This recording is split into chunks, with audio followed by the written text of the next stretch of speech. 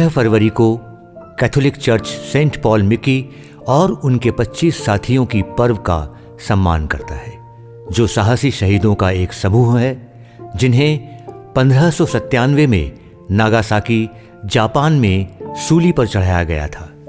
उनका अटूट विश्वास और अंतिम बलिदान ईसाई दृढ़ता का एक शक्तिशाली प्रमाण है और उत्पीड़न के सामने क्षमा। उनमें से सेंट पॉल मिकी, एक जेसुइट सेमिनेरियन ने क्रूस से भी मसीह के संदेश का प्रचार किया, अपने उत्पीड़कों को माफ कर दिया और आने वाली पीढ़ियों को अपने विश्वास में दृढ़ रहने के लिए प्रेरित किया। 16वीं शताब्दी के अंत में जापान में ईसाई धर्म ने विकास और गंभीर उत्पीड़न दोनों का अनुभव किया। 1549 में सेंट फ्रांसिस जेवियर द्वारा प्रस्तुत यह विश्वास तेजी से फैला। हजारों लोगों ने सुसमाचार संदेश को अपनाया।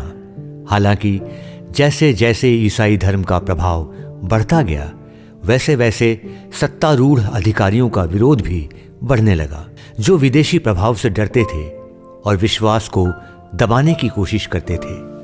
1596 में तनाव तब बढ़ गया जब टोयोटोमी हिदेयोशी के शासन के तहत जापानी सरकार ने ईसाइयों पर अत्याचार करने का फरमान जारी किया। जनवरी 1597 में ईसाई धर्म फैलाने और शाही सत्ता की अवहेलना करने के आरोप में 26 ईसाइयों, जेसुइट्स, फ्रांसिस्कन और आम लोगों को क्योटो और ओसाका में गिरफ्तार किया गया था। उनमें से एक मूल जापानी जेसुइट सेमिनेरियन विद्यार्थी पॉल मिकी भी थे, जो अपने उपदेश और अपने विश्वास के प्रति गहरी प्रतिबद्धता के लिए जाने जाते थे। 26 ईसाइयों को क्योटो से नागासाकी तक कठोर सर्दियों की परिस्थितियों में 600 मील से अधिक की यात्रा करनी पड़ी। रास्ते में अपमान और यातना सहन करनी पड़ी। अपनी पीड़ा के बावजूद वे स्थिर रहे, भजन गाते रहे और प्रार्थनाओं से एक दूसरे को प्रोत्साहित करते रहे। 5 फरवरी 1597 को उन्हें नागासाकी की एक पहाड़ी पर लाया गया, जहां उन्हें ईसा मसीह की तरह सूली पर चढ़ा दिया गया।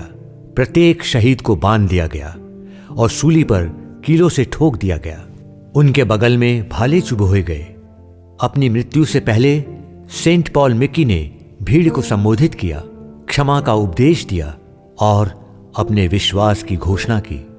मेरे मारे जाने का एकमात्र कारण यह है कि मैंने ईसा मसीह का सिद्धांत सिखाया है।